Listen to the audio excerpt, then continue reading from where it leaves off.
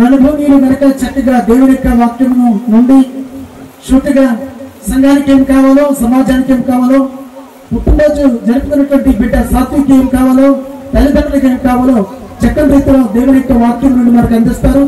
ఈ సమయంలో దైవ సేవకులకి సమయాన్ని మనం అప్పగిద్దాం. ఈ మాటలు దేవుడు దీవించుగా.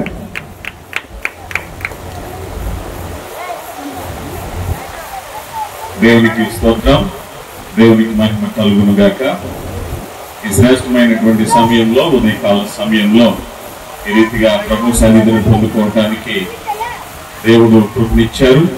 ముఖ్యంగా వేదిక మీద ఉన్నటువంటి దైవజనులు, సభాధ్యక్షులు, మరి సంఘ కాపరులు వారికి ఇచ్చిన అవకాశాన్ని బట్టి హృదయపూర్వక శుభాలు తెలియపరుస్తూ, మరి శ్రేష్టమైన సమయంలో ఎడ్ల చిట్టిబాబు గారు, విజయలక్ష్మి గారి యొక్క వారసుడు అనగా వారి కుమారుడు శ్యాంబాబు, అనుషకు పుట్టినటువంటి ఆ కుమారుడు ఏం పేరు, సాత్విక్ మరి దేవుని కృపను బట్టి గర్భంలో పుట్టినది మొదలుకొని ఆయనే ప్రాపకుడై పెంచి పోషించి మరి మొదటి సంవత్సరం అంతా ఆయన కాపుదల్లో ఉంచి మరొక దయా కిరీటాన్ని ఇవ్వటాన్ని బట్టి వారు కలిగిన కృతజ్ఞతను చాటుకోవటానికి సంఘాన్ని, బంధువులను, స్నేహితులను మరి అనేకులను పిలిచి దేవుని నామాన్ని మహిమపరచాలని, అలాగనే ఆ బిడ్డ కొరకు ప్రార్థించాలని ఏర్పాటు చేసిన ఈ కృతజ్ఞత కూడికలో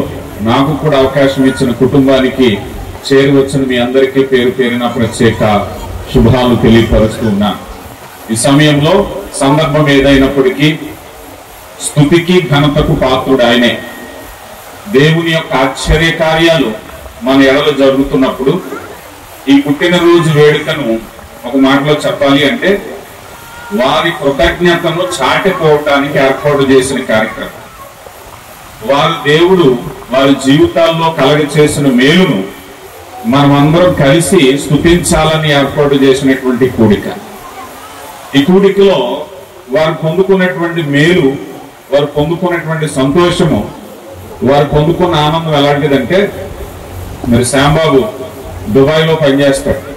మరి కొడుకు పుట్టినరోజు వేడుకకి విమానం ఎక్కి వచ్చేసాడు ఇక్కడికి, అవునా కదా? విమానం ఎక్కి కొడుకు దగ్గరికి వచ్చేసాడు. దూరం భారం అవ్వలేదు కదా. ఇష్టమైన చోట కష్టం కూడా ఇష్టంగానే ఉంటుంది. ఎంతో ఖర్చు, ఎంతో వ్యయం అయినప్పటికీ కొడుకు మీద ఉన్నటువంటి ప్రేమతో అమాంతంగా వచ్చాడు. నానమ్మ ఎక్కడో ఉంది, నానమ్మ ఎక్కడున్నా ప్రాణం అంతా ఎక్కడే ఉంటుంది. ఈ కార్యక్రమాన్ని కూడా నానమ్మ చూస్తుంది.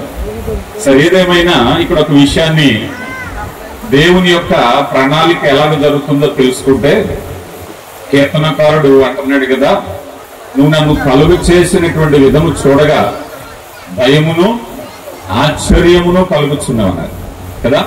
పుట్టినరోజు వేడుకలో సాత్విక్ మాత్రమే కాకుండా ఇక్కడున్న మనం అందరూ పుట్టిన వాళ్ళమే, గర్భం నుంచి వచ్చిన వాళ్ళమే. దేవుని ప్రణాళిక మనకు కనిపిస్తుంది ఈ క్రమంలో, దేవుని నిర్మాణం కనిపిస్తుంది మనకి ఈ క్రమంలో. ఆ దేవుని నిర్మాణంలో గర్భంలో దేవుడు మనల్ని తయారు చేశాడు. ఏ మనిషి కూడా దేవుడిని అడగలేదు, దేవా దేవా నన్ను పుట్టించాను. ఇక్కడున్న ఎవరో కూడా దేవా దేవా నన్ను స్త్రీగా పుట్టించు, పురుషుడిగా పుట్టించని మనం ఎవరు అడగలేదు కదా. పుట్టి పెరిగి పెద్దయ్యాక మనకి చాలా తలంపులు వస్తాయి. మనం ఉద్యోగం చేయాలా, వ్యాపారం చేయాలా, వృద్ధి చెందాలా అని. కానీ గర్భవాసినైనది మొదలుకుని నీవే ప్రాపకుడు అంటాడు కీర్తనకారుడు. దేవుని యొక్క ఉన్నతమైనటువంటి ప్రేమ మానవుని ఎడల ప్రత్యక్షం అవటం అనేది క్రీస్తు ప్రభులో చూసినప్పుడు విమోచనకరంగా నూతన జన్మ కూడా మనకు గుర్తొస్తుంది. కన్నవాడు ఆయనే, పోషించేవాడు ఆయనే, నడిపించేవాడు ఆయనే. ఈ క్రమంలో ఈ పుట్టినరోజు వేడుకలో కృతజ్ఞత చాటుకునే క్రమంలో దేవుని చిత్తాన్ని ఒకసారి మనం పరిశీలన చేద్దాం. ఎందుకంటే ఇప్పుడు ఏదన్నా చెప్తే ఇనే వయసు కాదు సాత్వికుడి కదా. ఇప్పుడు ఎవరు వినాలి? తన తల్లిదండ్రులు వినాలి, వారితో పాటు ఇక్కడ ఉన్న మనం కూడా వినాలి. ఇక్కడ చాలా మంది పిల్లలకు తల్లిదండ్రులుగా ఉన్నవారు ఉన్నాం కదా. మరి దేవుని చిత్తం యెహోవా ఇచ్చేటువంటి శ్వాసం 127వ సంకీర్తనలో గర్భఫలము యెహోవా ఇచ్చేటువంటి శ్వాసం ప్రాపర్టీ అన్నారు. దేవుడు ఇచ్చిందే. ప్రశ్న ఏమిటంటే ఎందుకు ఇచ్చారు, అంతే కదా, ఎందుకు ఇచ్చారు? ఆ బిడ్డను బట్టి తల్లిదండ్రులు సంతోషిస్తున్నారు, తాతయ్య గారు నాయనమ్మ సంతోషిస్తున్నారు, మేనత్త సంతోషిస్తుంది, బంధువులు సంతోషిస్తున్నారు, అందరూ అమ్మమ్మలు అందరూ సంతోషిస్తున్నారు. ఇక్కడ విషయం ఏమిటంటే ప్రతి వారు కూడా ఆత్మీయులుగా మనం ప్రశ్నించాలి. దేవుడిచ్చిన బహుమానము ఎందుకు ఇచ్చారు అనేది మొదటి ప్రశ్న. ఆ ప్రశ్న ఉత్పన్నమైనప్పుడే ఏం చేయాలి అనేటువంటి ఆన్సర్, జవాబు మనకు వస్తూ ఉంటుంది. ఎందుకనంటే లోకంలో చాలా మంది పుట్టినరోజులు చేస్తున్నారు, బహుశా ఎందుకంటే ఘనంగా చేసేవాళ్ళు ఉంటారు కదా. కానీ మనం దేవుని బిడ్డలుగా మనకి ఇవ్వబడినటువంటి ఈ యొక్క ఆజ్ఞ ఎలాంటిదయ్యా అంటే, దేవుని బిడ్డలను మరలా దేవుని కొరకు పెంచినటువంటి కొన్ని ఉదాంతాలు బైబిల్ గ్రంథంలో మనం చూస్తాం. సమూయేలు మొదటి గ్రంథం 1వ అధ్యాయంలో అన్న అనేటువంటి ప్రార్థనా పర్వాలను చూశాం.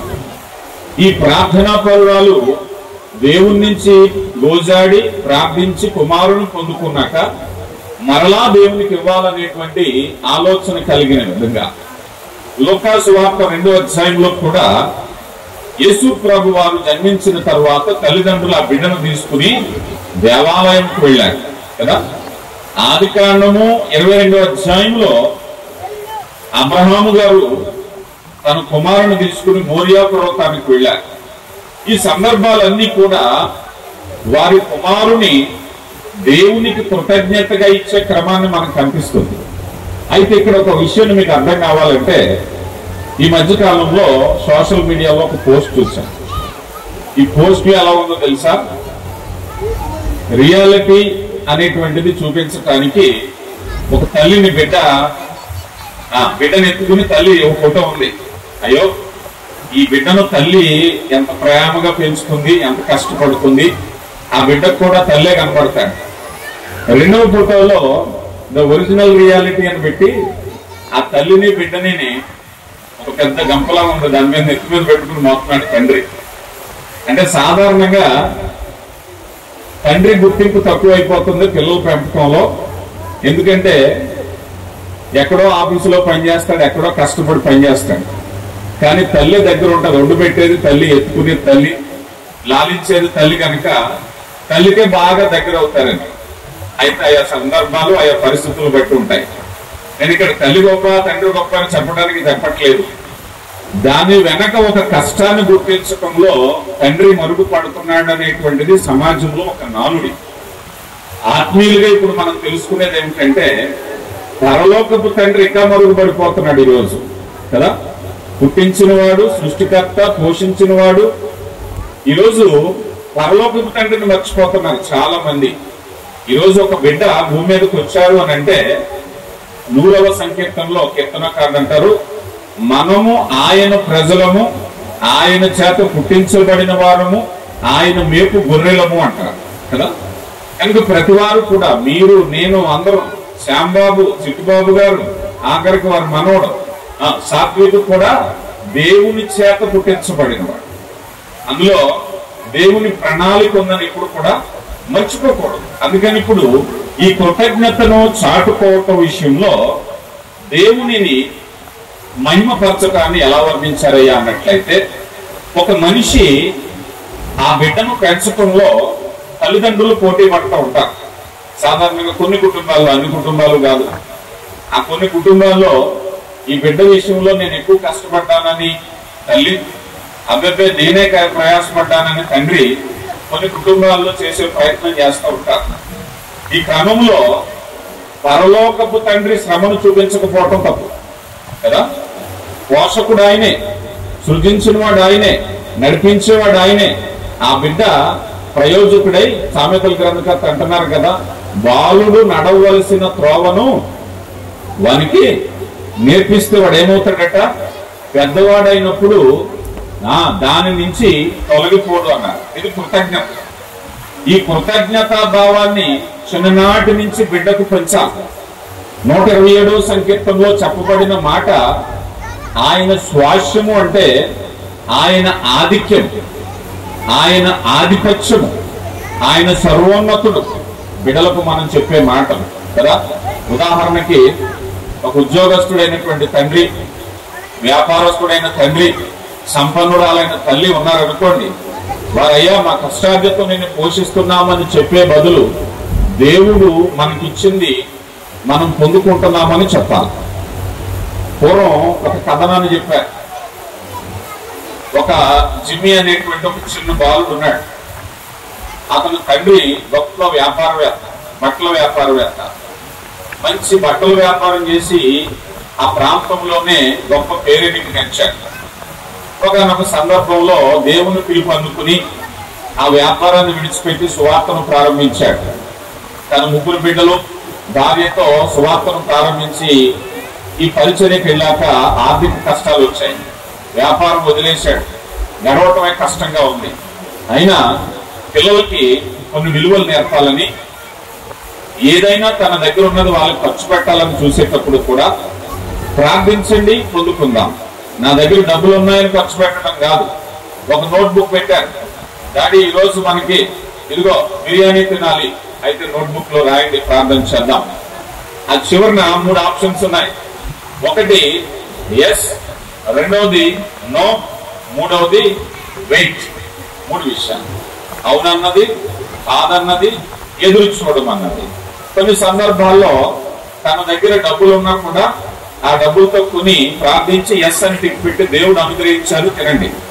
ఆ రోజు తినడానికి లేదనుకోండి, నో, దేవుడు అనుగ్రహించలేదు అంటే తన దగ్గర ఉన్నది ఖర్చు పెట్టడంలో కూడా దేవునికి మహిమపరచాలనే భావాన్ని పెంపొందింపచేయాలి. ఒకరోజు చిన్న పిల్లవాడు జిమ్మి అనేవాడు వచ్చాడు తండ్రి దగ్గరికి. డాడీ క్రిస్మస్ వస్తుంది కదా, బట్టలు కొనాలి, ఆ నోట్బుక్ తీసుకురండి, నేను కొన్ని రిక్వెస్ట్ రాస్తాను అన్నాడు. రాస్తాను అంటే డాడీ తీసుకొచ్చి రాయి నాయనా అన్నాడు. అందులో ఒక జీన్ ప్యాంట్ టీషర్ట్ రాశాడు. తండ్రి ప్రార్థన చేస్తున్నాడు, మనసు బాధగానే ఉంది, క్రిస్మస్ వచ్చింది, బట్టలు కొనడానికి డబ్బులు లేవు, ప్రార్థన చేస్తున్నారు కుటుంబం అంతా. ఈ లోపల ఈ పుట్ట అమ్మేసినటువంటి వాళ్ళు ఆ స్టాక్ అంతా, మిగిలిపోయిన స్టాక్ క్లియర్ చేయడానికి అంతా క్లియర్ చేయగా ఇంకా కొంత మిగిలిపోయింది. ఎవరో చెప్పారయ్యా మీకు షాప్ పంపిస్తున్న ఆయన చాలా కష్టాల్లో ఉన్నారు, బిడ్డలతో ఉన్నాడు, ఎన్నెన్నో చేస్తున్నావు, కొద్దిగా బట్టలు వాళ్ళకి పంపించవచ్చు కదా అన్నాడు. అరే నాకు తెలియలేదు, ఎంతో మందికి ఇచ్చాను, వాళ్ళకి ఇవ్వటం ఇబ్బంది ఏమిటి, ఒక బండిలు తీసుకుని ఇంటికి పంపించాను. ఇంటికి పంపిస్తే ఆకృతిగా ఎక్కడి నుంచి వచ్చింది ఏంటో తెలియదు, ఆ బండిలు ఇప్పారు. ఇప్పేసరికి జిమ్మి అనేటువంటి ఆ కుర్రోడికి సంబంధించినటువంటి 3 జతల బట్టలు దొరికినాయి. 3 జీన్ ప్యాంట్లు, 3 టీ షర్ట్లోనే. వెంటనే ఆ బుక్ తీసుకుని ఆ పిల్లవాడు ఎస్ అన్న దగ్గర 3 టిక్కులు పెట్టాడు. ఎస్ ఎస్ ఎస్, నేను ఒకటి అడిగాను, మా ఏసఐ 3 ఇచ్చాడు. మా ఏసఐకి పరలోకంలో పెద్ద బట్టలు కొట్టు ఉందట అన్నాడు. ఎవరు కాదంటారు చెప్పండి, ఎవరు కాదంటారు? తండ్రి ఆ బిడ్డలో విశ్వాసాన్ని పెంపొందింప చేయడానికి చేసిన ప్రయత్నం, ఆ ప్రయత్నము తల్లిదండ్రుల్లో బాలుడు నడవవలసిన త్రోవను వానికి నేర్పించటం అంటే ఇదే. ఈరోజు మనం అందరం కూడా పిల్లలను చిన్ననాటి నుంచి పెంపొందింప చేయటంలో కృతజ్ఞత చాటడం ఎలాంటిదయ్యా అన్నట్లయితే ఎఫెసీయులకు రాయబడిన పత్రిక 6వ అధ్యాయము 4వ వచనం ఎవరైనా చదవన్నానా? ఎఫెసీయులకు రాయబడిన పత్రిక 6వ అధ్యాయం 4వ వచనం. తండ్రులారా పిల్లలకు కోపము రేపక ప్రభు యొక్క శిక్షలోను బోధలోను ఎందులో పెంచాలి? ప్రభు యొక్క శిక్షలోను బోధలోను పెంచాలి. ఈరోజు లోకంలో మీరు ఎప్పుడైనా గమనించండి, కనికరేము లేని పిల్లలు పెరుగుతున్నారు. చాలా మంది తల్లిదండ్రులు వృద్ధాశ్రమంలో వదిలేశారు, పట్టించుకోవట్లేదని పిల్లలు తయారవుతున్నారు. కారణం చెప్తే ఎవరి వైపు నుంచి వారికి న్యాయం అనిపిస్తుంది. ఈ పిల్లలు పెద్దవాళ్ళు అయ్యి ఒకప్పుడు మీ రోజులు వేరు, మా రోజులు వేరు. మేము కష్టపడితేనే, నిమిషం ఖాళీ లేకుండా కష్టపడితేనే బ్రతకగలం. రోజులు మారాయి కనుక మేము మిమ్మల్ని పట్టించుకోలేము, మిమ్మల్ని పోషించలేము, మీతో మాట్లాడలేము అనేటువంటి మాటలు వినిపిస్తున్నాయి. ఇక పెద్దవాళ్ళ నుంచి వస్తే వీళ్ళంటున్నారు, అయ్యా మేము కన్నాం, పెంచాం, రెక్కలు ముక్కలు చేసుకున్నాం, మమ్మల్ని పట్టించుకోవట్లేదు అని అంటున్నారు. ఏది కరెక్ట్ అని అంటే, పిల్లలు తిమోతి పత్రికలో అనురాగరహితులు, కృతజ్ఞత లేని వారు కదా, తల్లిదండ్రుల మీద దయలేని వారు అంత్యకాలాల్లో బయలుదేరతారట. ఎక్కడి నుంచి వస్తారో తెలుసా? వీళ్ళు దేవుని వాక్యము చేత అలవరచబడకపోవటం చేత ఈరోజు తల్లిదండ్రులు గొప్పవారుగా, పిల్లలు గొప్పవారుగా ఉండాలని ఆస్తినిస్తున్నారు, చదువునిస్తున్నారు, వాహనాలు ఇస్తున్నారు, అన్ని ఖరీదైన ఇస్తున్నారు. కానీ వాక్యం ఇవ్వకపోవటమే ఆ తల్లిదండ్రులు చేసేటువంటి తప్పిదం. మొదటి తప్పిదం ఎక్కడ ఉంది? ఇప్పుడు బాలుడు నడవవలసిన త్రోవను వానికి నేర్పించు. పెద్దవాడు అయిపోయాక ఆ పెద్దవాడి దగ్గర నీ కన్నీరు, నీ వేదన, నీ సమస్యలు ఎన్ని చెప్పినా పట్టించుకోండి. ఎప్పుడు చెప్పాలి? బాలుడుగా ఉన్నప్పుడు చెప్పమన్నారు. చాలా మంది పిల్లల్ని చిన్నప్రాయంలో అల్లారిగా వదిలేస్తుంటారు. యవన ప్రాయం వచ్చాక ఇదిగో నా కొడుకు నా మాట వినట్లేదు, నా కూతురు నా మాట వినట్లేదు. కారణం ఏమిటో తెలుసా? చెప్పే సమయంలో చెప్పకపోవడమే పెద్ద సమస్య కదా. దేవుని వాక్యం చెబుతుంది. దేవుని వాక్యం ఎప్పుడూ నిరర్ధకం కాదు. బాలుడిగా ఉన్నప్పుడు వాక్యాన్ని అభ్యసించు, బాలుడిగా ఉన్నప్పుడు దేవుని భయం నేర్పించు, బాలుడిగా ఉన్నప్పుడు దేవుని గురించి బోధించు. ఎప్పుడైతే బలమైనటువంటి పునాది వేశావో, బైబిల్ గ్రంథంలో విశ్వాస వీరులందరూ కూడా తల్లుల చేత అలవర్చబడినటువంటి ఎంతో మంది భక్తుల్ని మనం చూస్తున్నాం. అయితే ఈ విషయంలో ప్రభు యొక్క బోధలో పెంచటం, ఆ శిక్షలో పెంచటం అనే విషయంలో 4 మాటలు నేను చెప్పాలని ఆశపడుతున్నాను. పిల్లలు విశ్వాసంలో ఉండాలని కోరుకోని తల్లిదండ్రులు ఎవరైనా ఉంటారో చెప్పండి. అందరు తల్లిదండ్రులు కూడా మా బిడ్డలు విశ్వాసంలో ఉండాలని అనుకుంటారు, భయభక్తులతో ఉండాలని అనుకుంటారు, చెడ్డ పనులకు వెళ్ళకూడదని అనుకుంటారు. అనుకున్నది వేరు, నువ్వు చేసేది వేరు. పిల్లల కొరకు ఏదైనా మంచి ఫలితాన్ని నువ్వు ఆశించాలి అని అంటే నువ్వేదైనా చేసే వ్యక్తిగా ఉండాలి. కేవలము ఆశించే వ్యక్తిగా ఉంటే సరిపోదట. అందుకొరకు మొట్టమొదటిగా దైవికమైనటువంటి పిల్లలు పెరగాలి అని అంటే ద ఫస్ట్ స్టెప్ ఏమిటయ్యా అంటే దైవికమైనటువంటి పేరెంట్స్ కావాలి, దైవికమైన తల్లిదండ్రులు కావాలి. నీ బిడ్డ ప్రార్థనాపరుడైతే ప్రార్థనాపరులైన తల్లిదండ్రులు కావాలి. నీ బిడ్డ వాక్యంలో ఎదగాలి అని అంటే వాక్యము తెలిసిన తల్లిదండ్రులై ఉండాలి. అనంటే ఇప్పుడు ఈ యొక్క సాత్విక్ ఏమవ్వాలి అనేటువంటి విషయంలో తల్లిదండ్రులు మొదటిగా అలవర్చబడాలి, ప్రార్థనాపరులుగా ఉండాలి, దేవుని సన్నిధి ఎడల భయభక్తులు కలిగిన వారుగా ఉండాలి, దైవజనులను ప్రేమించి గౌరవించే వారుగా ఉండాలి, సంఘములో హాజరయ్యే వారుగా ఉండాలి. వారు నిర్లక్ష్యం చేసి పాస్టర్ గారు వెళ్ళినప్పుడు పాస్టర్ గారు మా అబ్బాయి గురించి ప్రార్థన చేయండి అని అంటే అందులో మీ భాగం కూడా ఉండాలి. బలవద్దా అంతా పాస్టర్ గారిని పెట్టేస్తే ఆయన చూసుకుంటాడా కదా. వాక్యం ఏం చెప్తుంది? తల్లిదండ్రులారా మీ పిల్లల్ని కదా, పాస్టర్లారా మీ విశ్వాసం అనలేదు. అక్కడ ఏమన్నారు? తల్లిదండ్రులారా మీ పిల్లల్ని ప్రభు యొక్క బోధలో పెంచండి. బోధలో పెంచడానికి ఎవరు కావాలి? దైవికమైనటువంటి తల్లిదండ్రులు, పేరెంట్స్ కావాలి. పిల్లల్ని ఇప్పుడు ఒక స్కూల్లో జాయిన్ చేయాలి. ఆ స్కూల్లో జాయిన్ చేయాలంటే ఆ స్కూల్లో ఫ్యాకల్టీ, టీచర్స్ ఎంత బాగా చెప్తారని ఆలోచించే మనం అక్కడ జాయిన్ చేస్తాం. ఇప్పుడు దేవుని శ్వాసమైన బిడ్డలు మీకు నాకు ఇచ్చారంటే దేవుడు ఆలోచిస్తాడా? ఆలోచించడా? ఈ బిడ్డలు నేను అలా పెంచుతారు. ఇప్పుడు దేవునికి మనం లెక్క అప్పగించాం. బిడ్డల విషయంలో నీ కుమారుని ఇచ్చాను, కుమార్తెనిచ్చాను, ఎలా పెంచావు నువ్వు అనేటువంటిది ప్రశ్న. వారు ఆత్మీయులుగా ఎదగాలి అన్నట్లయితే వారు మొదటిగా దైవికమైన తల్లిదండ్రులై ఉండాలి. రెండవదిగా మనం చూసినట్లయితే వారు బోధించువారుగా ఉండాలి. సాధారణంగా ఈ మాట అంటే ఇదేదో పెద్ద మాట అండి, బోధించమంటున్నారు, మేమెక్కడ ప్రసంగాలు చేయమండి అని అంటారు. కాదు, వేదికల మీద చేసే ప్రసంగాలు కాదు, సంఘాల్లో చేసే ప్రసంగాలు కాదు. నీవు నీ బిడ్డలకి బోధకుడివి, నీవు నీ బిడ్డలకి బోధకురాలివి. నీ కలిగిన జ్ఞానాన్ని ద్వితీయోపదేశ కాండంలో 6వ అధ్యాయంలో మనం చూసినప్పుడు అది మొదట నీ హృదయంలో ఉండవలెను. నువ్వు ఇంట కూర్చుండనప్పుడు, మార్గంలో నడుచున్నప్పుడు నీ బిడ్డలకు నీవు బోధించాలి. ఇక్కడ మనం ఎఫెసీ పత్రికలో చూసాం, ద్వితీయోపదేశ కాండంలో చూసాం. బిడ్డలకు బోధించే అధికారాన్ని ఎవరికి ఇచ్చారు? తల్లిదండ్రులకు ఇచ్చారు. ఓ తల్లి, ఓ తండ్రి, నీ బిడ్డలకు నువ్వు బోధించాలి అంటే నువ్వు సంఘానికి వెళ్ళు, దైవజనుడు చెప్పే సందేశాలు వినాలి, నువ్వు ట్రైన్ అప్ కొనాలి. నోటికొచ్చిన మాటలు మాట్లాడకూడదు కదా. మనం బోధించగలిగిన వారుగా ఉండాలి అని అంటే వాక్యాన్ని శ్రద్ధగా వినేవారై ఉండాలి. ఇది చాలా మంది తల్లిదండ్రులకు వాక్యాన్ని వినే టైం లేదు కదా.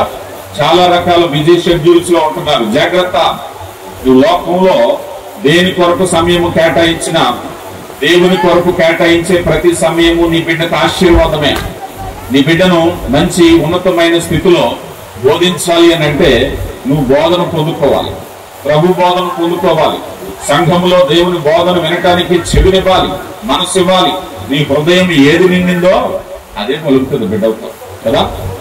ఈరోజు ఎక్కడికైనా వెళ్ళొచ్చిన తండ్రి ఒక రోజు ఇంట్లో లేదు, అబ్బాయి నేను ఇదిగో పలానా టీవీ సీరియల్ నేను లేను, ఏం జరిగిందో చెప్పు అన్నాడు అనుకోండి, ఏమొస్తుందో చెప్పండి వాళ్ళకి? ఏ జ్ఞానాన్ని ఇస్తున్నారు? జాగ్రత్త. నువ్వు విన్న వాక్యాలు, నువ్వు విన్న సమాచారాలు కదా. కొంతమంది నేను చూస్తూ ఉంటాను, ఎక్కడో ఉంటాడు తండ్రి కొడుకు ఫోన్ చేస్తాడు, అబ్బాయి మ్యాచ్ జరుగుతుందా, ఎన్ని వికెట్లు పడ్డాయి, ఎన్ని రన్స్ వచ్చినాయి అంటుంటారు కదా. ఏ సమాచారాన్ని తీసుకుంటున్నారో చూడండి. ఎక్కడైనా అబ్బాయి ఈ రోజు నేను సన్నిధికి రాలేదు, దైవజనుడు ఏం చెప్పాడు అనే ఆలోచన కలిగి ఉండాలి. అది భవిష్యత్తు. బిడ్డల్ని విలువైనటువంటి ఆత్మీయ జీవితాల్లో ఒక సంతోషకరమైన కుటుంబం. ఆ బిడ్డలు ఈరోజు చిన్న బిడ్డలే, రేపొద్దుట నిన్ను పోషించేవాడు, రేపొద్దుట ఒక గృహానికి యజమానుడిగా ఉండవలసిన వాడు కదా.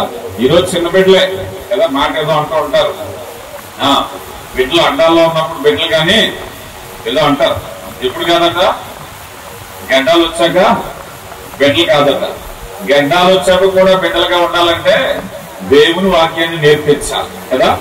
నువ్వే స్థితిలో ఉన్నా, వృద్ధాప్యంలో ఉన్నా, ఈరోజు చాలా మంది బిడ్డలు తల్లిదండ్రులు ఆదాయం లేకపోతే తీసి పక్కన పెట్టేస్తున్నారు. విలువలు లేవు. తండ్రి అయినా తల్లి అయినా ఆదాయం ఉన్నంతసేపే. అలాంటి విలువలు లేని సమాజంలో విలువ కలిగిన వ్యక్తులుగా ఉండాలి అంటే దేవుని వాక్యము మంచి బలమైనటువంటి సాధనం. అందుకొరకు బిడ్డలకి విలువైనటువంటి ఉపాధ్యాయులుగా ఉండాలి అనేటువంటిది తెలియపరచాలి. ఇక మూడవదిగా పిల్లలను కోపము రేపక వారిని ఏం చేయాలట? ప్రేమించాలి అట. జీవగ్రంథంలో ఎంత విలువైన మాటలు ఉంటాయంటే, మాటల అమరిక ఎలా ఉంటుందంటే, మనం 10 ఆజ్ఞల్లో ఒక ఆజ్ఞ చూస్తాం, నువ్వు దీర్ఘాయుష్మంతుడగునట్లు నీ తల్లిదండ్రులను సన్మానించుము అన్నారు. బిడ్డలు సన్మానిస్తే, తల్లిదండ్రుల్ని సన్మానిస్తే బిడ్డలకు దీర్ఘాయుష్ వస్తుందట. మరి దీర్ఘాయుష్ కలిగిన బిడ్డలు, సన్మానించే బిడ్డలు కావాలంటే ఎలా ఉండాలి? మొదట ప్రేమించే తల్లిదండ్రులు కావాలి కదా.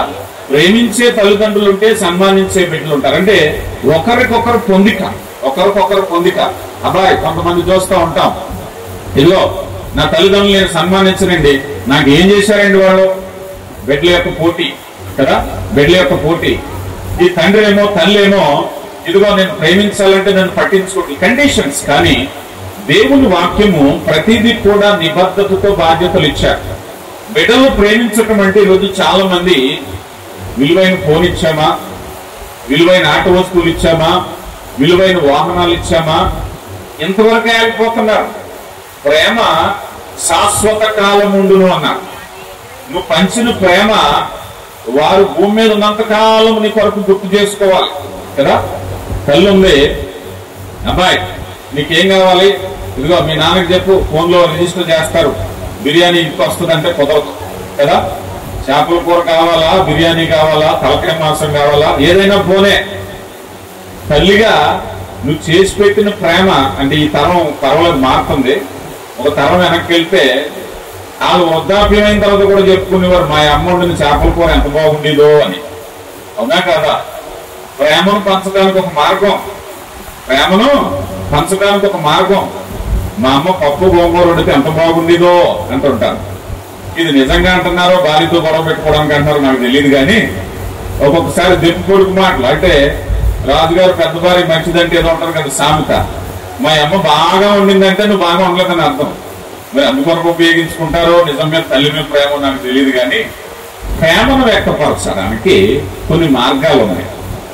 నువ్వు అన్నిసార్లు విలువైన ఫోన్లు కొని, విలువైన వస్తువులు కొని ఇలాంటి ప్రేమను వృద్ధిపరుచుకోవాలి అని అంటే నువ్వు ఇచ్చినప్పుడే ఆ ప్రేమ.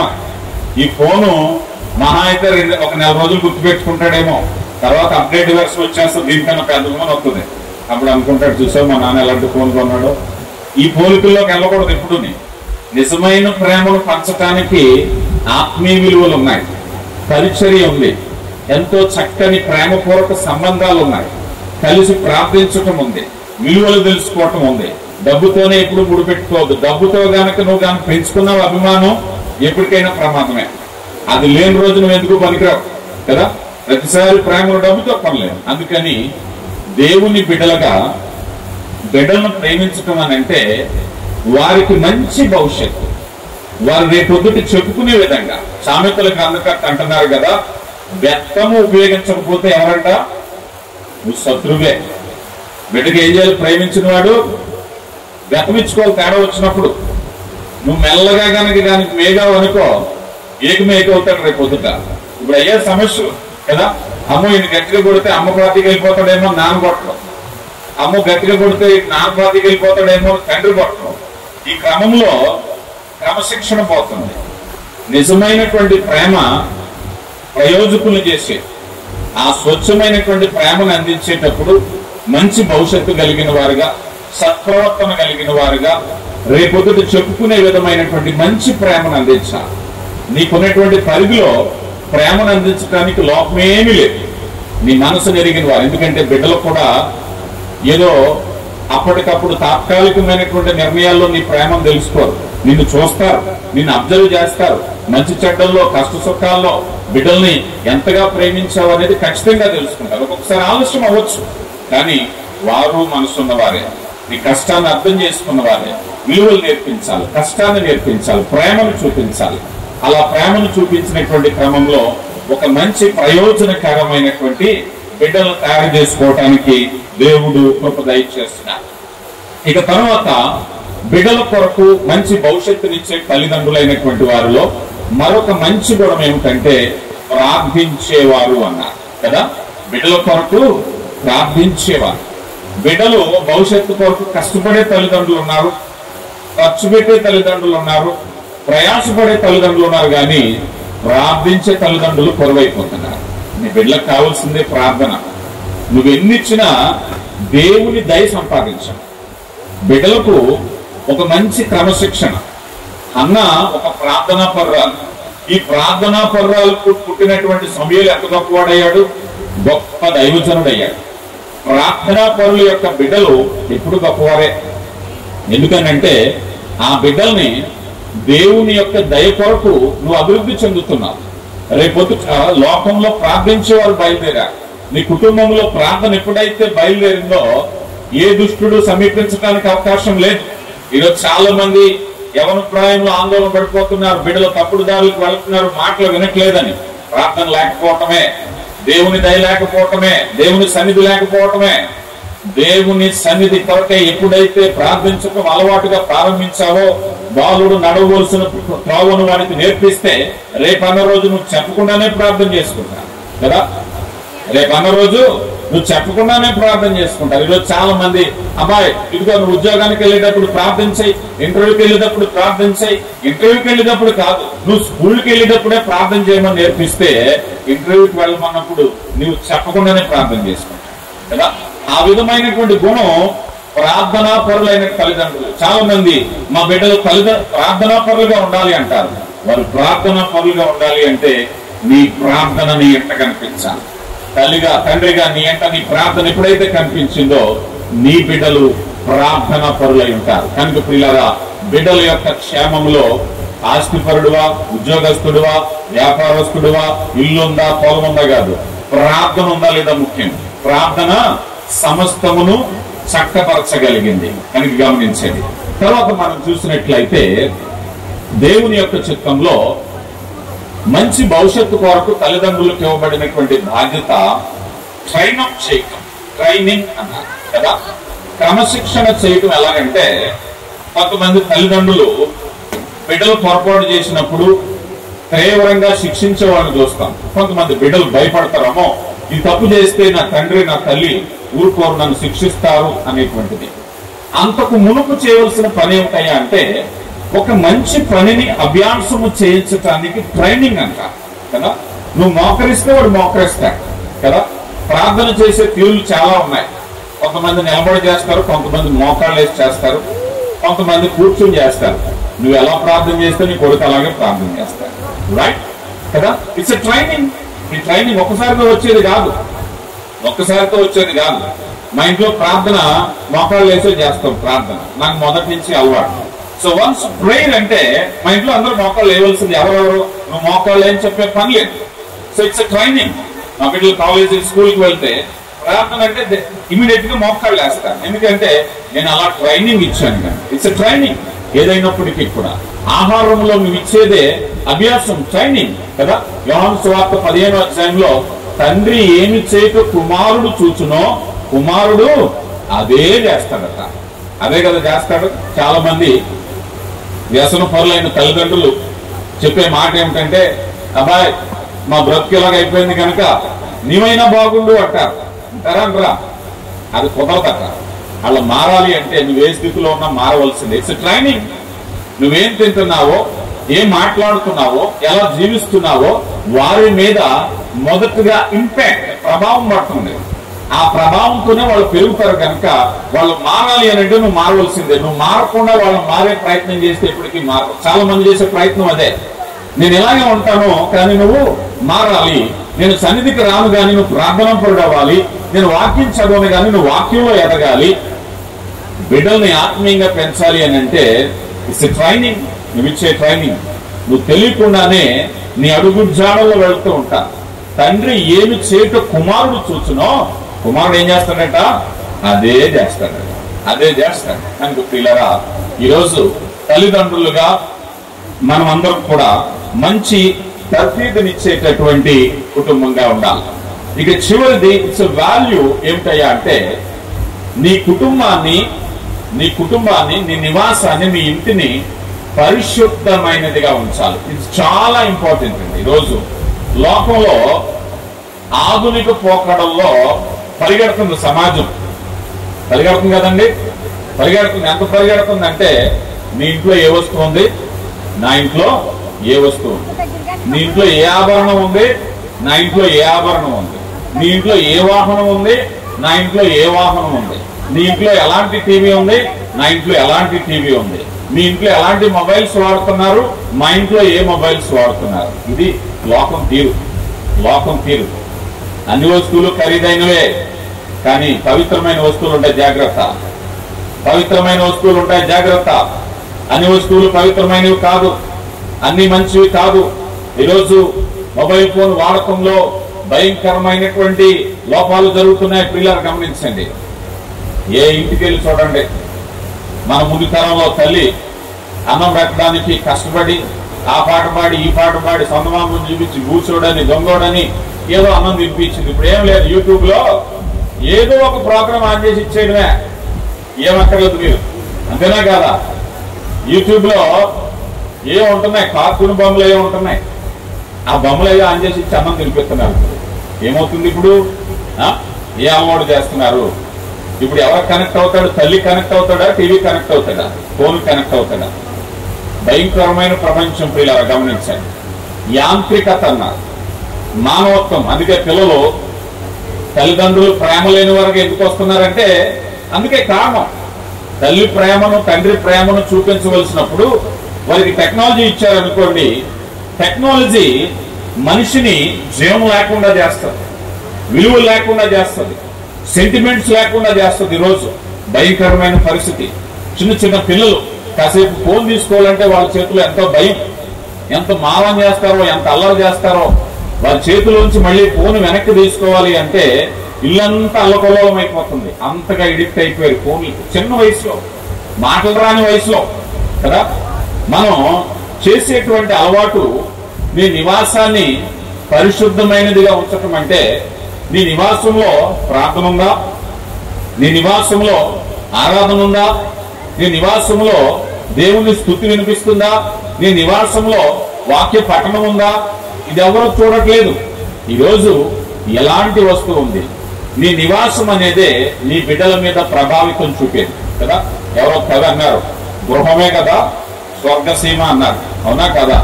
లోకంలో ఎన్నున్నా కాకపోయినా మనిషి ఎక్కువ బ్రతికేది తన ఇంట్లోనే ఉంటాడు.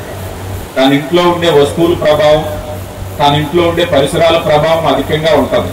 అందుకని ఇంటిని ఆత్మీయమైన నివాసంగా మలచాలి. ఇంట్లో ప్రార్థన వినిపించాలి, వాక్యము వినిపించాలి. ఈరోజు ఇంట్లో ఎలాంటి సౌండ్ సిస్టమ్స్ ఉన్నాయి, ఎలాంటి సంగీత విభాగరి, ఎలాంటి సినిమా సాహిత్యము, ఎలాంటి క్రికెట్లు, ఎలాంటి బెట్టింగ్లు, ఇంకొకటి ఎవరు నాన్న వాళ్ళు కదా. పెద్ద పెద్ద ఇల్లు కట్టుకుంటున్నారు. ఇప్పుడు ఒక ఇంటికి వచ్చి 3-4 బెడ్రూమ్లు ఉంటున్నాయి. ఎవరు బెడ్రూమ్ వాడు ఫోన్ పట్టు కూర్చుంటున్నాడు కదా. ఎవరు బెడ్రూమ్ వాడు ఫోన్ పట్టు కూర్చోటమే. ఒక్కో చోట కూర్చుంటున్నారు హాల్లో. ఈ ఫోన్ ఏం చూస్తాడు, ఆ ఫోన్ ఆయన చూస్తాడు, ఆ ఫోన్ పక్కనున్న మనిషిని పట్టించుకోవట్లేదు కదా. పక్కనున్న మనిషిని పట్టించుకోవట్లేదు. ఆత్మీయత లేదు, ఐక్యత లేదు, కుటుంబ విలువలు లేవు. గొప్ప అనుకుంటున్నారు. మొన్నటి దినాన ఒక సహోదరి నాకు చెప్తుంది, అయ్యా మా అబ్బాయికి నేను iPhone 15 Pro ఏదో ఫోన్ కొన్నానంట. ఎంతమ్మా ఫోన్ అంటే 1,50,000 రూపాయలు. ఏం చదువుతున్నాడు? 9వ తరగతి చదువుతున్నాడు. ఎందుకమ్మా 9వ తరగతి చదువుకుంటే అంత ఫోన్ కొన్నానండి. ఏనాడన్నా బైబిల్ కొన్నావా? ఏనాడన్నా బైబిల్ దగ్గర ఉండి ఒక అధ్యాయం చదివించావా నువ్వు? అడగలేదు అనుకోండి. అడగాలనిపించింది. అడిగితే గొడవే. అడగలేదు, అడగాలనిపించింది అంతే కదా. 1,50,000 రూపాయలు పేదోడికి ఇచ్చేసి నిల్లు కట్టుకుంటాడేమో, అంతేనా? ఏదైనా కొద్ది షెడ్ వేసుకుని బ్రతుకుతాడేమో. 1,50,000 పెట్టుకుని ప్రయోజకుడిని చేస్తున్నావా, పాడు చేస్తున్నావా గమనించు. అంటే ఒక మాట గుర్తుపెట్టుకోండి, ఒక విలువైన మాట చెప్తాను. ఫోన్ అనే మాట వచ్చింది కనుక. ఫోన్ అనే మాట ఏమిటంటే ఈరోజు సాధారణంగా గట్టిగా అన్నారు అనుకోండి, పాస్టర్ గారు మా ఇంట్లో వస్తువులు కొనుక్కుంటే ఓర్చుకోవట్లేదు అనుకుంటారు ఫోన్లు అయితే నేను ఒక మాట చెప్తాను, దాని వెనక వాళ్ళ సీక్రెట్ చెప్తాను. ఫోన్ అంటే ఏంటి చెప్పండి ఈ రోజులో? ఎవరైనా చెప్తారా? వాట్ ఈజ్ ఫోన్ ఈరోజు చెప్పాలి. మీ పరిభాషలో ఎవరైనా చెప్తారా అసలు ఫోన్ అంటే ఏంటి? ఒకప్పుడు ఫోన్ అంటే ఇలా గిర్రన్న తిరిగింది కదా. ఆ ఫోన్ ఏంటంటే ఇప్పుడు ఒకప్పుడు మాట్లాడుకునే ఒక సాధనం. కానీ ఇప్పుడు ఫోన్ ఏంటి చెప్పండి? అందులో కంప్యూటర్ ఉంటుంది, అందులో టేప్ రికార్డర్ ఉంటుంది, అందులో రేడియో ఉంటుంది, అందులో కెమెరా ఉంటుంది, అందులో వాచ్ ఉంటుంది, అందులో గడియారం ఉంటుంది, అన్ని అందులోనే. ఒక మాటలో చెప్పాలి అని అంటే ఇట్స్ ఎ వరల్డ్, ప్రపంచం. నీ కుమారుడికి ఇచ్చిన ఫోన్ కాదు, ప్రపంచాన్ని ఇస్తున్నావు. ప్రపంచాన్ని పరిచయం చేయాలంటే దానికి ఒక వయసు ఉంది, నీకు తెలుసా? ఈరోజు కుమారుడికి ఇచ్చేస్తున్నారు ఫోన్, యూట్యూబ్, గూగుల్ సెర్చ్, ఏదైనా సరే what ever it may be, అందులో మంచి చెడ్డ లోకంలో ఎంత ఉందో అంత సమాచారం ఫోన్ లో ఉంది. నువ్వు ఇచ్చేది ఫోన్ అనుకుంటున్నావేమో. బిడ్డకి ఏమిస్తున్నావు ఈరోజు? ప్రపంచాన్ని పరిచయం చేస్తున్నావు. ఒక భక్తుడు అన్నాడు, ప్రపంచంలోనికి నీ కుమారుడిని వదిలిపెట్టేటప్పుడు 10 ఆజ్ఞలను చెప్పి నువ్వు లోకానికి వదిలిపెట్టాలట. దేవుని నియమం అదే. దేవుని నియమం పిల్లల లోకంలోనికి ప్రవేశించేటప్పుడు ఆజ్ఞలు ఏమిటో చెప్పి ప్రవేశించాలి. నీ పిల్లవాడికి 10 ఆజ్ఞలు తెలియదు, నీ పిల్లవాడికి ధన్యతలు తెలియదు, నీ పిల్లవాడికి వాక్యం తెలియదు. కానీ iPhone 15 Pro ఇస్తాం అంటే ఇప్పుడు లోకాన్ని పరిచయం చేస్తున్నాం. ఎంత ప్రమాదమో చూడండి. ఆజ్ఞలు బ్రేకులు లాంటివి. బ్రేకులు లేని వాహనాన్ని ఇస్తే వాహనం ఏమవుతుందండి? బ్రేకులు లేని వాహనం ఏమవుతుంది? ఎలాంటి ప్రమాదానికి దారితీస్తుంది? ఈరోజు బ్రేకులు లేనటువంటి ఆ ప్రపంచంలోనికి బిడ్డను వదిలేస్తున్నారు. జాగ్రత్త. తర్వాత మళ్ళీ వెళ్ళే, అయ్యా మా అబ్బాయి బెట్టింగ్లకి వెళ్ళిపోయి ప్రార్థన చేయండి. అబ్బా మా అబ్బాయి ఏదో మాట్లాడుతున్నాడు, పిక్చర్లో మాట్లాడుకుంటున్నాడు, మాతో మాట్లాడలేదు, ప్రార్థన చేయండి. ప్రపంచం జాగ్రత్త. ఈరోజు కేవలం ఫోన్ అంటే ఫోన్లో చూస్తున్నారేమో, అది ప్రపంచం. ఆ ప్రపంచాన్ని పరిచయం చేసేటప్పుడు జాగ్రత్త వహించండి. ఇంటిని ఆత్మీయ గృహంగా కట్టండి. ఇంటిని ఆత్మీయమైన ప్రార్థనాపరమైన, ఈరోజు ఏ వస్తువు ఉన్నా పర్వాలేదు, కానీ ఆ వస్తువుకు ముందు ఉపయోగించాలా లేదా, సరిహద్దు ఏమిటి, దేవుని వాక్యం ఏమిటి తెలియపరచుకుంటే పర్వాలేదు కదా. ఫోన్ దేనికి ఉపయోగించాలో వారికి తెలియపరచివ్వండి, ఇబ్బంది లేదు. ఆ సరిహద్దు లేనటువంటి ఆ లగ్జరీ లైఫ్ కి అలవాటు చేస్తే అది వారి భవిష్యత్తుకి, ఆఖరికి కుటుంబ వ్యవస్థకు కూడా ప్రమాదం. చాలా కుటుంబాలు ఆ రీతిగానే ఉంటున్నాయి. అందుకని దేవుని యొక్క కృపలో మనం అందరం ఆలోచన చేసినట్లయితే మంచి బిడ్డలను పెంచడానికి ఆ రీతి అయినటువంటి ఆలోచన కలిగి ఉండాలి. కనుక ప్రియులారా, మరి దేవుని కృపను బట్టి ఈ వాక్యం అంతా కేవలం నేను సాత్వికి అమ్మ నాన్నకి మాత్రమే చెప్పట్లేదు, మన అందరికైనా, ఇక్కడ ఉన్నవారు అందరికీ కూడా ఈ వాక్యము అవగాహన చేసుకోవాలి. బిడ్డలు పెంచుకోవటంలో దేవుడి జ్ఞానాన్ని పొందుకోవాలి. దేవుడు మనల్ని అనాథలుగా విడిచిపెట్టలేదు. నడిపించే దేవుడు, పోషించే దేవుడు, హెచ్చరించే దేవుడు, మనం బాగోవాలని కోరుకునే దేవుడు, తొట్టిల్లిపోయిన రోజు మరలా లేవనెత్తాలనేటువంటి దేవుడు కనుక తన వాక్యం ద్వారా మనల్ని హెచ్చరిస్తున్నారు, బలపరుస్తున్నారు. మరి సమయంలో ఈ వాక్యం ద్వారా మొదటిగా నన్ను నేను హెచ్చరించుకుంటూ, రెండవదిగా మరి శ్యాంబాబును తన భార్యను బిడ్డల కుటుంబాన్ని చేరువచ్చిన అందరినీ కూడా వాక్యం ద్వారా పరిచయం చేస్తూ మరి అంశాన్ని ముగిస్తున్నాను. మరొకసారి సాత్వికకు నా హృదయపూర్వక జన్మదిన శుభాకాంక్షలు. మరి బిడ్డ తన జీవిత కాలంలో ఈ రీతిగా సంతోషకరమైన పుట్టినరోజు వేడుకలు మరెన్నో జరుపుకోవాలని, ఆరోగ్యము, బలము, శక్తి, జ్ఞానము దేవుని చేత పొందుకోవాలని, అతి జ్ఞానాన్ని, శక్తిని పెంచడానికి అవసరమైన ఈవులను తల్లిదండ్రులకు దయచేసి ఆ బిడ్డ మరి పెద్దవాడై తల్లిదండ్రులను, మరి తాతయ్యను, నానమ్మను, అమ్మమ్మను, కుటుంబీకులను అందరినీ సంతోషపెట్టే బిడ్డ ఎదగాలని హృదయపూర్వకంగా కోరుకుంటూ ఈ అంశాన్ని ముగిస్తున్నాను. ఆసక్తిగా ఉన్న మీకు అవకాశం ఇచ్చినటువంటి అయ్యగారికి ప్రత్యేక వందనాలు.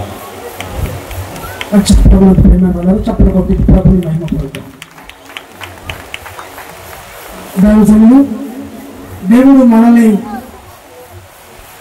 నిర్మించినటువంటి విధమును చూడగా ఆశ్చర్యమును, భయమును కలుగుతున్నటువంటి భక్తుడైనటువంటి దావీదు మరి నిజంగా దేవుడు మనందరినీ కూడా కలుగు చేశాడు అనేటువంటి చక్కనటువంటి వర్తమానాన్ని సాత్వికులను ఉద్దేశించి, తల్లిదండ్రులను ఉద్దేశించి, సంఘ బిడ్డలను ఉద్దేశించి చక్కనటువంటి వాక్యాన్ని ఈ సమయంలో వారు మనకు అందించిందని బట్టి మన యొక్క సంఘం తరఫున, ఈ కుటుంబం తరఫున అయ్యగారికి ప్రత్యేకమైనటువంటి వందనాలు తెలియజేస్తా ఉన్నాము. ప్రభు చిత్తములో ఈ సమయంలో మరి కేకను చిట్టుబాబు గారి కేక్ అరేంజ్ చేయాలని చిట్టుబాబు గారు ప్రత్యేకంగా కోరుతున్నాం. ఈ సమయంలో మరి శ్యాము చిన్ననాటి నుండి కూడా దైవభక్తి కలిగినటువంటి బిడ్డగా మనం చూస్తా ఉన్నాం. అలాగే అనుష్యాన్ని బట్టి కూడా ప్రభును స్తుతిస్తూ వారికి ఇచ్చినటువంటి బిడ్డ విషయంలో దేవుని వాక్యము కీర్తన గ్రంథం 65 కీర్తనలో 11వ వచన భాగంలో ఒక మాట రాయబడి ఉంది. సంవత్సరం నాని యొక్క దయా కిరీటమును ధరింప చేయొచ్చునని దేవుని యొక్క వాక్యం సెలవిస్తూ ఉంది. ఆ బిడ్డ సంవత్సరం అంతా తల్లి గర్భం నుంచి బయటపడిన మొదలుకొని దేవుడు తన కృప చేత, ప్రేమ చేత దేవుడు ఆ బిడ్డను పెంపొందింప చేసి ఆశీర్వదించి చక్కని రీతిలో సంవత్సరం నుండి 2వ సంవత్సరం దేవుడు ప్రవేశపెడుతున్నాడు కనుక కృప కలిగిన దేవుడు ఆ బిడ్డను ఆయురారోగ్యాలు అనుగ్రహించి ఆ యొక్క బిడ్డను వర్ధన చేయాలని కృప జ్ఞాపకం దగ్గర బట్టి నీకు వందనాలు. సంవత్సరం అంతా మీ రేగలెక్కలో కాచి కాపాడి భద్రపరిచేందు దాన్ని బట్టి మీకు స్తోత్రం చెల్లిస్తూ ఈ సమయం అంతా తండ్రి ఆ బిడ్డ నా తండ్రి సంవత్సరం మీరు కాచి కాపాడేందుకు ఈ సమయం అంతా కృతజ్ఞతగా తండ్రి నీకు నాయన